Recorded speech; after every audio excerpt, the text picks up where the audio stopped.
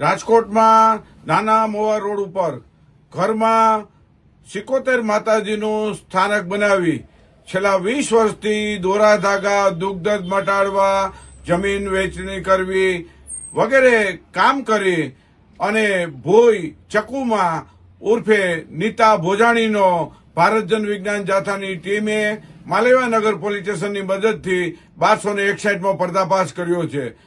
અમે લોકોને અપીલ કરીએ છીએ કે આવી ભોઈ લોકોની સંવેદના સાથે, શ્રદ્ધા સાથે ખિલવાડ કરે છે, ભાવનાઓ સાથે, ઉપરાંત શારીરિક, માનસિક, આર્થિક શોષણ કરે છે, તેનાથી કાળજી રાખવી જોઈએ।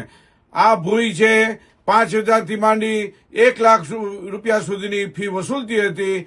આજે એમનો પર્દાફાશ થતા અત્યારે પોલીસ સ્ટેશનમાં લઈ જઈ એને કાનૂની કાર્યવાહી ચાલી રહી છે।